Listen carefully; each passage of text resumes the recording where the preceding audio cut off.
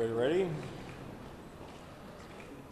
We had a very productive and constructive meeting with the legislative leaders authoring this legislation, and appreciate very much Mr. Zygi Wilf and Mr. Mark Wilf coming out for this meeting, and the Ramsey County Commissioners. So we had the principals at the table, and we recognize that time is running short in terms of getting a resolution if we do have a special session at the end of June. So the end of this week is essentially the deadline to both come together with the final financial package, as well as do a final analysis of the transportation needs, and then negotiate some of the issues involving the shared responsibility and control over the ongoing operations. But it was a good meeting, very worthwhile. And with the tight deadline looming at the end of this week, we have a lot to consider, but we're all committed to getting this project done if at all possible. Mr. Wilf? Thank you, Governor. I'd like to thank the Governor and Senator Rosen and Representative Lanning. This is a very hard-working group that's trying to make sure that we have a stadium and ensure the Vikings to be a Minnesota institution as it is. So we have a lot of work ahead of us, and we want to make sure that with everyone's hard work that we're going to get this done. Again, thanking everyone involved in making this process work. We have a lot of hard work ahead of us, but to be open and work with our partners is most important, and we're going to try to get the stadium deal done.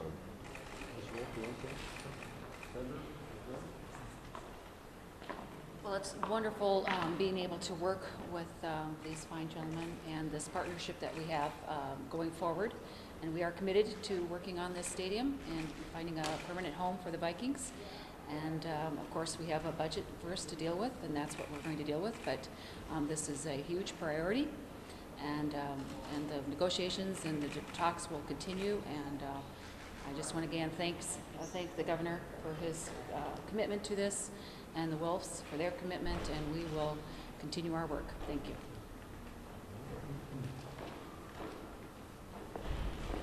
We had a constructive meeting involving all three of the partners, the team, Ramsey County, and the state of Minnesota.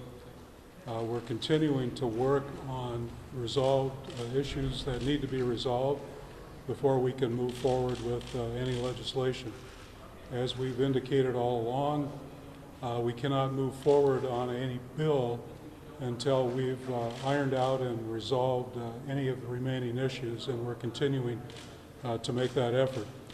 And also, we cannot move forward with any legislation until we have the state's budget problem in hand and a resolution in sight in order for us to move forward with any stadium legislation.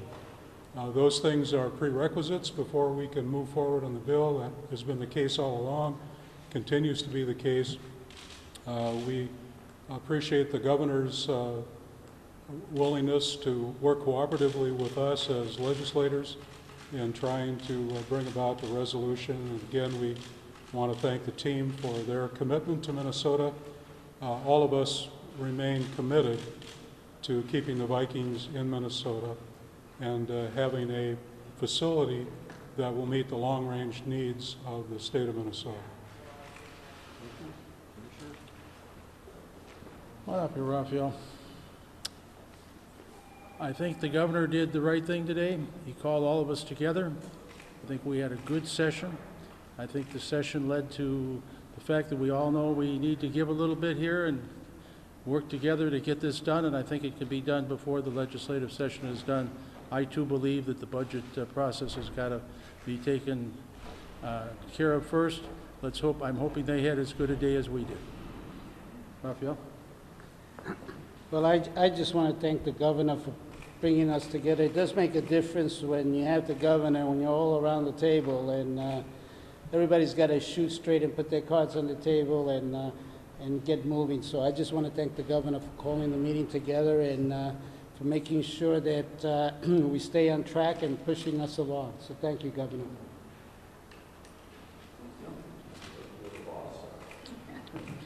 Questions? What progress did you make? Where do you stand now? You said you had a good meeting, but give us the specifics. Well, I think we identified the principal issues that we need to resolve, which is the allocation of the total cost of the financing, and there's still a gap there that you can attribute to the transportation, or you can attribute to something else. I reaffirmed, along with Senator Rosen and Representative Lanning, that the state's total commitment is $300 million. If that involves some expenditure for transportation money, that's certainly very plausible, but it would then reduce the amount going to other aspects of the project. So our cap is $300 million, and Ramsey County stated its cap at $350 million. So we're going to meet to see if we can find ways to resolve the gap that remains in the financing. Secondly, the transportation, which is a key component of that, and there's with MnDOT's analysis, the team has an analysis that has a variance with the scope of the project and the costs, and so that will be the second track. Third, particularly Senator Rosen, Representative Lanning, and I hope to have a representative involved too, be talking with our other two partners, Ramsey County and the Vikings, about our shared responsibilities and our shared partnership as the three investors in this project on an ongoing basis. And there may be one or two other issues that need to be resolved, but those are the main ones at this point that I'm aware of. Governor, is Arden Hills the stadium? Is this the site now that there's no question in your mind that you're working toward? Well, I can't say no question. This is the site. This is where the Vikings want to go. There's Ramsey County. They have a willing partner and somebody who's spearheaded this. And I've said all along, and I believe Senator Rosen and Representative Lanning can speak for themselves. But I'm agnostic as to where the project goes, as long as it's in Minnesota. So, and we were going to be even-handed in terms of the state's participation, $300 million for any of the possible sites. This is the one that's come together. This is where the owners of the Vikings believe that there's the best prospect for a successful franchise and a successful team, and that's obviously what we all want. So we're going to do everything possible to make this project come together. It isn't together yet, and we'll have to bridge those gaps before we have something I don't have to have questions about. But we're making progress, and we'll continue to strive to do so. I don't know if you want to comment, sir, about your preference. Like we said a couple of months ago, the Minnesota Vikings are very excited about the Arden Hills location. We did a lot of study on it, and we feel it would be best served for the Twin Cities area and the whole state of Minnesota, not just for Minnesota Vikings events, but events that the Metrodome has served well over the last 30 years. And to have, as the governor had asked, to solve the stadium issue, that we would find a local partner, and we're very happy to have Ramsey County as our partner, and the state as well. And I think if we can put all the pieces together and work hard at it, we're excited about Arden Hills.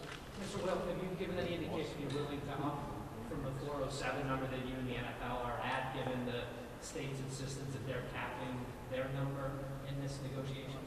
The Minnesota Vikings have a significant investment here, and we feel we want to work hard to making sure that this can be solved with the investments that we're all making right now. Well, the governor said you made progress. Can you tell us, Governor, what sort of progress you made? Can you put I just described it with the progress. That's all I have to say. If you want me to make more progress, you'll have to tell me what you want me to say. What's the size of the gap, Governor? That's I'd say a range between 80 and 130 million. Different parties disagree on what it is exactly? Well, I think we agree actually now on the specifics of the numbers. It's more of the question of the transportation solution, and which of a couple of possible options, one of which is about 80 million, the other is actually 131 million. So That's one of the issues I think, you know, we'll be addressing this week with the people who have the expertise in MnDOT as well as on behalf of the Vikings, and see if they can come to an agreement. Would you be willing to drop those fast lanes, those improvements on 35W if it impeded the deal? I'm not a highway expert, so I'm going to defer to MnDOT and, you know, their expertise in terms of what my position comes to be. We raised some important questions today, and they're willing to take another look at it. But ultimately, you know, that's the people of Minnesota have entrusted our public decisions, in my view, with the administration, but it's certainly devolving to the Department of Transportation, who has that expertise. And Senator Rosen and Representative Lanning on further. Governor, you said kind of a bill by Friday, and Mr. Representative Lanning said don't do this until there's a budget deal. Does that mean there has to be a budget deal by Friday? No, I think it would, I understood Representative Lanning say that we need to have these issues worked out in order for them to have a bill that they can then put forward that can be subject to the public scrutiny and whatever hearing process they decide. And, you know, this would be with the goal of having a special session by the end of this month in order to resolve first the budget issues. And I think we're all in agreement that the budget issues would come first and have to all be satisfactorily resolved. In fact, I won't call a special session until they are. So, you know, but that would certainly be my goal, and I think it's the legislative leader's goal. So I think it makes sense to peg this timeline according to that assumption. How optimistic are you this all can be done by Friday, and also like the legislators? You know, I think there's a willingness to do so. So, you know, where there's a will, there's a way. Is it more likely this to get done than the budget? Where there's a will, there's a way. Do the legislators talk about both the optimism and if there's a deal reached by Friday, if you'll have hearings starting next week, something like that? Well, we need to finish resolving the issues that remain relative to the proposed legislation. And we have to really do that this week in order to have sufficient time to prepare for the possibility of a special session at the end of the month. And obviously, if we have a bill that we think is ready to move, we're going to need to have some at least informational hearings before the legislature to give the public and the legislators involved an opportunity to debate and learn about the bill. But when I say that we're not going to move a bill forward until we've got a budget resolution in hand, you still have to do some things to prepare for that. But until we have a budget resolution that appears to be moving forward, we can't move a bill forward. But we can prepare a bill for consideration once that we have an agreement on the budget. Do you mean you would have no hearings until there's a budget deal? I think we could have some informational hearings, but you can't really move it forward until you've got a budget resolution in hand. No committee votes. Pardon me? No committee votes. That's If an informational hearing, you can't have a committee vote. We can only vote once the legislature is called back into session. Those could be next, as early as next week. If everything comes together this week, and that's a pretty big if right now. How optimistic are you? Well, we're going to keep working at it, as we've said, and hopefully we can resolve the remaining issues, but if not, we may have to delay. Governor, and then I'd like to hear the representatives as well on this. Ramsey County came up with a proposal, option A, option B is how to take care of some of this funding. It included also some federal and state grant money. I'm wondering if you consider that to come out of the $300 million that you've said is the maximum for the state, and what your other thoughts are on Ramsey County's proposal. Well, you know, I think it sort of was merged into this discussion on the transportation, since that's what it's addressing. So I don't, the state share is $300 million. I mean, federal money would be additional to that. But, you know, I believe that anything that comes from the state, and, you know, we have said before that no general fund money will be used for this project. That's been my position. I believe it's been the legislature's consistent position as well, so that needs to be factored in. But we're trying to deal with this as a whole package and try to figure out what a resolution can be that actually simplifies the financing rather than making it more complex. So, you know, that's sort of where we merge into the overall transportation discussion. I don't. I'm sorry, Governor, before you hand the microphone over, I'm not sure that you quite answered the question I was getting at. The plan to use a tax increment financing type of scheme, as well as several new Ramsey County taxes. What is your... Well, again, I don't rule anything out except increasing the state share, but you know, I think we rather than doing a piecemeal solution and $4 million here and $7.5 million there, whatever, if we can get a federal grant, then great. We can figure out how to allocate that, but within the existing finance schemes of the state, the team, and the county, you know, again, we're trying to look at the big picture of the remaining 80 to 130 million, rather than trying to pick it apart, 4 million, 7.5 million alike. But you know, nothing's ruled out until we figure out what the combination, the best combination is. Okay, thank you very much. Governor, can you talk about shutdown just a little bit? Sure, I'll let others. I'll let others while we wait, like sit down and talk about the shutdown. All right.